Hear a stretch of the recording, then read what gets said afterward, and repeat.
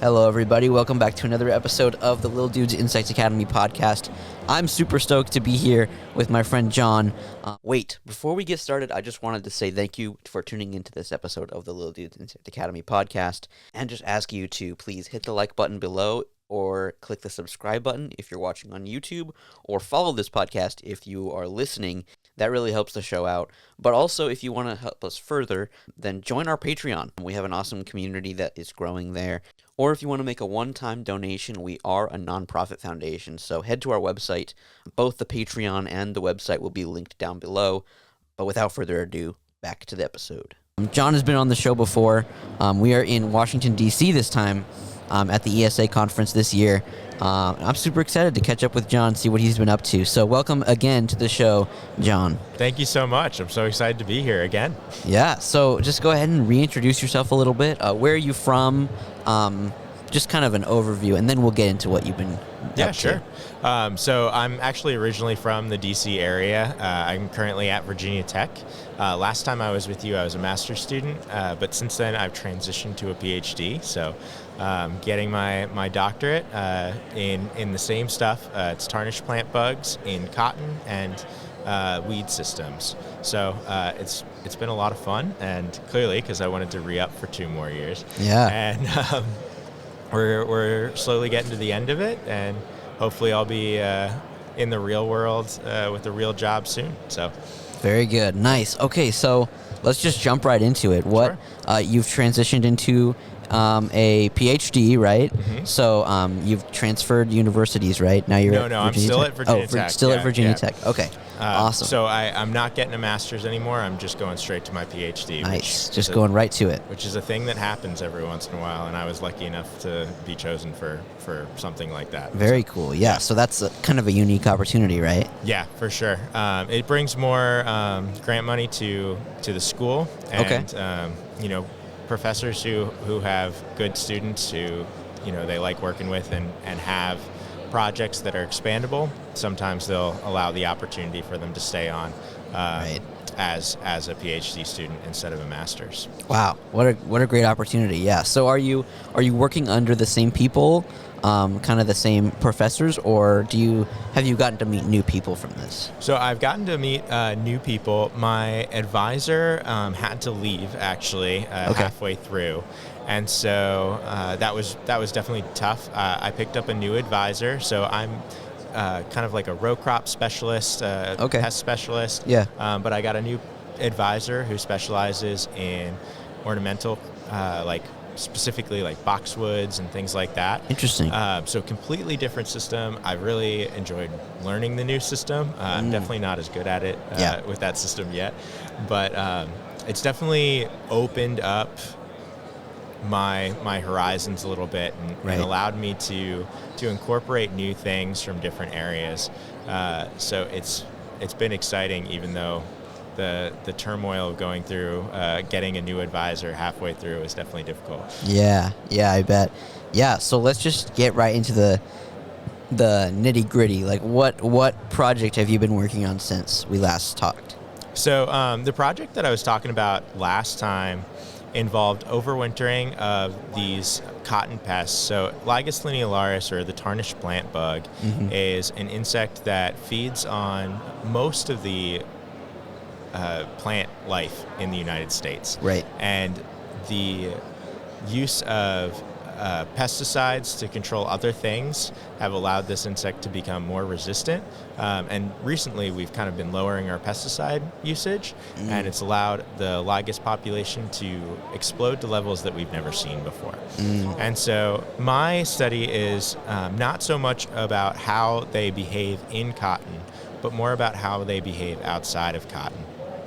So specifically, in the winter, they overwinter in vegetation as adults. And so what I'm looking at is during the winter in those same cotton fields, we put down cover crops. So common ones in the Virginia area and North Carolina are wheat and rye, but then they're also introducing things like crimson clover and hairy vetch.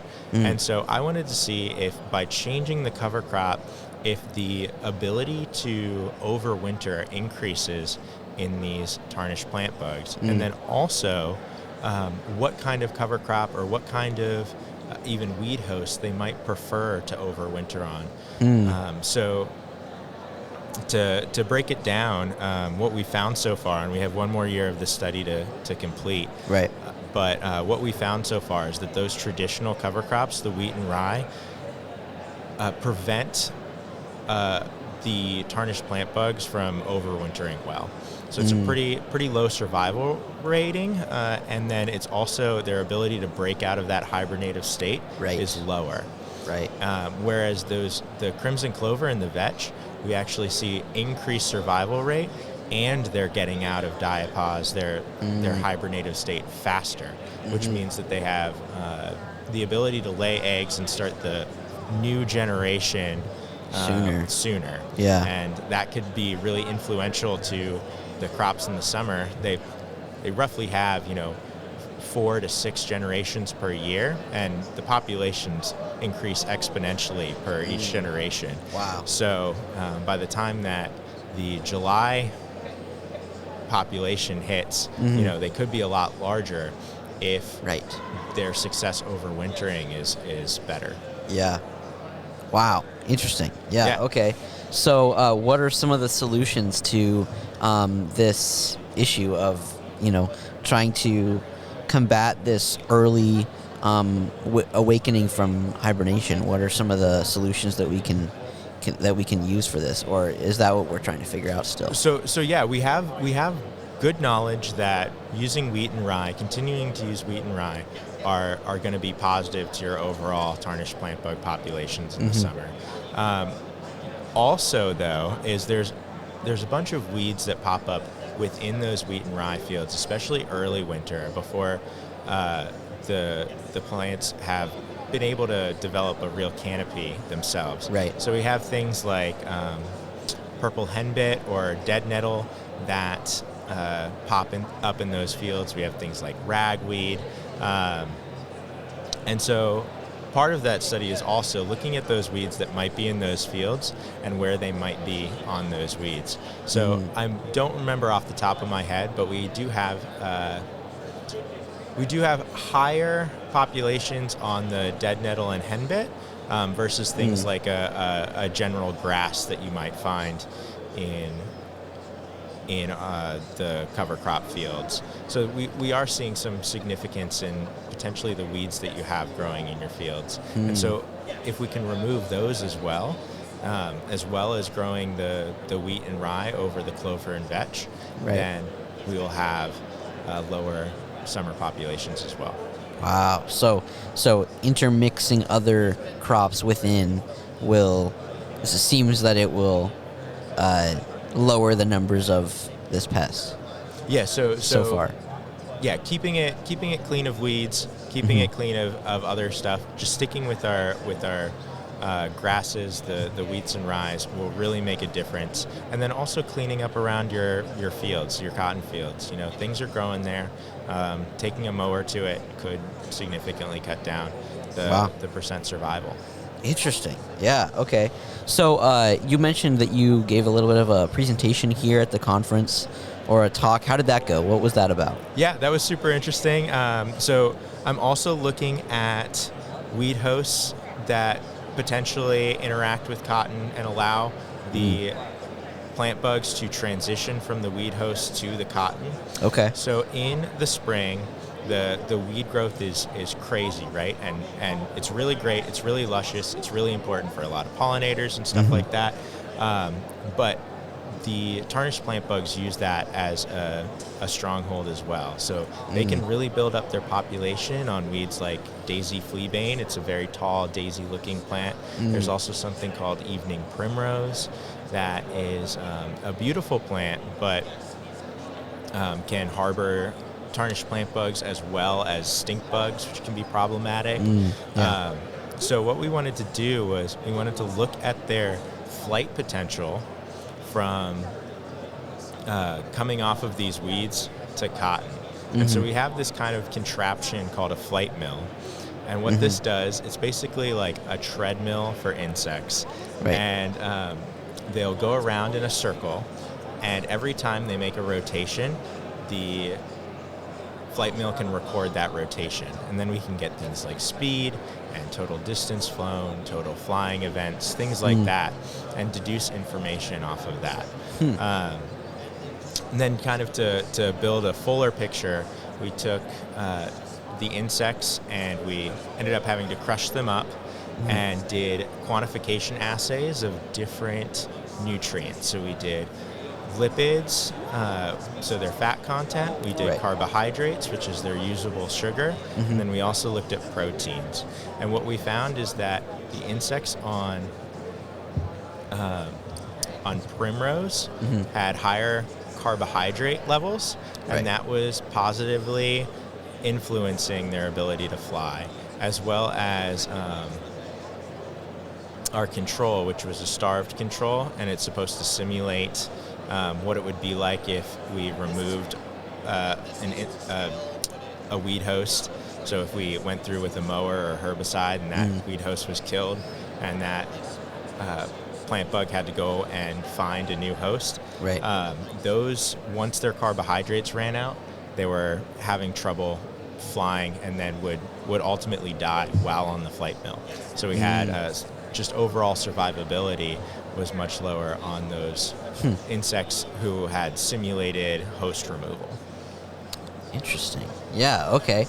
Wow. Yeah. So a lot there. Yeah, there's a lot there. You've been busy, it sounds like. Yeah. But basically the take home is the more carbohydrates they have, the better they are to move on to cotton. And then the last thing is if they do have a really good host before cotton, they're not as likely to want to go to cotton as a host. So that's something that we also found that was super interesting. So if we mow around our fields and treat with herbicides early enough, they might move away from our cotton fields rather than move towards our cotton if we mow later in the season, closer to that time where that transition happens. Wow. Yeah, there's a lot here. Yeah, sorry, busy. That's a little dense. This is awesome. If you want any clarifying questions, I totally understand. No, yeah, this is awesome. Okay, yeah, so I think we're going to wrap it up here pretty quick. Sure. Would you just list some ways that we can follow along with what you're working on? Maybe if you have social media. You probably did this in the last episode, but do you have social media or a website or something that people can go to sort of follow along with what you're doing? Yeah, so you can look me up on the Virginia Tech website, Virginia Tech Entomology, but I'm on Twitter, or X now, Bug Guy John, and you can find me there as well. Alrighty, John, thank you so much for being on the show once again. It's really awesome to talk with you, as always, so thank you so much for being on the show again. This was really fun. Thank you so much, Brandon. Thank you so much for listening to this episode of the Lil Dudes Insect Academy podcast. If you enjoyed it, definitely consider dropping a follow on whatever platform you're listening on. And also, Lil Dudes Insect Academy is a non-profit organization. So if you're passionate about science communication, entomology, outreach, and education, and you enjoy what we're doing and how we're solving that gap, then consider heading over to our website and donating there, or becoming a monthly donor via our Patreon, which is also linked in the show notes of this episode. Yeah, so share this episode with one of your friends, and tune in next week. I will see you all next week, and with that, keep on bugging.